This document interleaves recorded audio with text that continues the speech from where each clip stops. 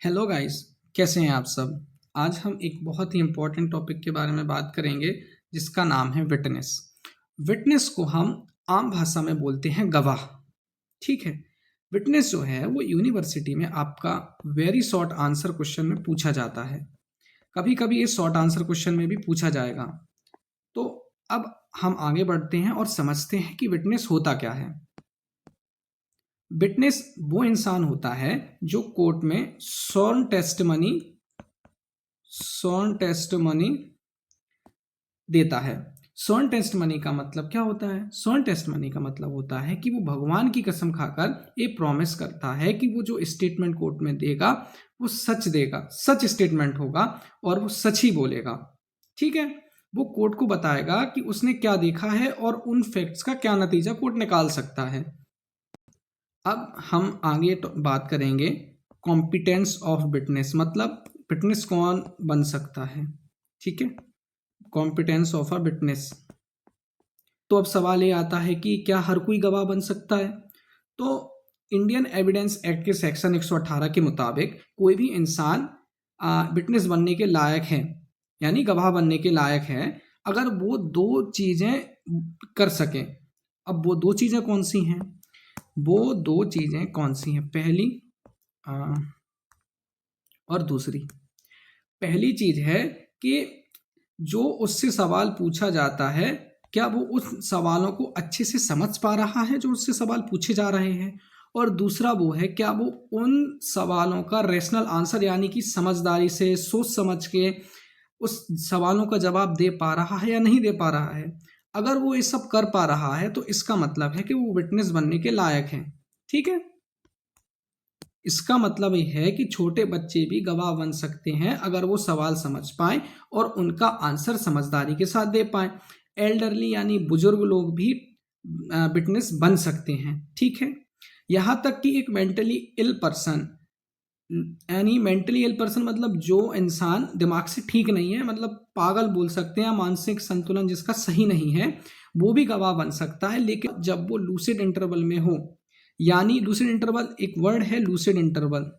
Lucid interval, तो ये lucid interval क्या है? लूसिड इंटरवल, अभी आप इसको ऐसे समझ लें कि लूसिड इंटरवल वो इंटरवल होता है जब एक पागल इंसान का दिमाग या मेंटली इल पर्सन का दिमाग ठीक से काम कर रहा होता है, वो सवालों को अच्छे से समझ पा रहा होता है और उनका बखूबी अच्छे से सोच समझकर जवाब दे पा रहा होता है। तो इस फेज को हम लूसिड इंटरवल कहते हैं। बाकी आगे अपन फोरेंसिक साइकेट्री में इसके बारे में पढ़ेंगे। ठीक है। अब हम हैं टाइप्स ऑफ विटनेस की। Types of witness. Types of witness मतलब कितने प्रकार के विटनेस होते हैं? पहला है कॉमन विटनेस और दूसरा आता है एक्सपर्ट यानी स्किल्ड विटनेस। ठीक है। वन बाय वन हम समझते हैं कि क्या होते हैं। ठीक है। तो सबसे पहले हम बात करेंगे कॉमन विटनेस की, कि कॉमन विटनेस क्या होता है। ठीक है। तो कॉमन विटनेस वो लोग होते हैं जो सिर्फ वही बताते हैं जो उन्होंने अपने सेंस से महसूस किया होता है, यानी कि उन्होंने अपनी आंखों से देखा हुआ होता है, कानों से सुना हुआ होता है। बात यहाँ पर याद रखने को है कि इन्हें अपना कोई ओपिनियन देने का या इस ओपिनियन से कोई नतीजा निकालने की इजाज़त नहीं होती है। जो सेंस किया होता है सिर्फ वही बताते हैं जी, या यानी कि जो देखा हुआ होता है या जो सुना हुआ होता है सिर्फ वही बताएंगे। ये कोई नतीजा नहीं निकाल पाएंगे या कोई ओपिनियन नहीं दे पाएंगे कि भाई फलाने शख्स की मौत कैसे हुई है। ठीक है। अब दूसरी बात आती है एक्सपर्ट विटनेस की। दूसरी बात करते हैं एक्सपर्ट विटनेस की। ठीक है। अब ये एक्सपर्ट विटनेस कौन होते हैं? एक्सपर्ट विटनेस वो लोग होते हैं जो किसी पर्टिकुलर टॉपिक पे या किसी पर्टिकुलर सब्जेक्ट पे ट्रेंड होते हैं। जैसे कि डॉक्टर हो गया, इंजीनियर हो गया, या केमिकल एनालिस्ट हो गए, है ना, टेक्निकल एनालिस्ट हो गए, या साइंटिफिक एनालिस्ट वगैरह हो गए।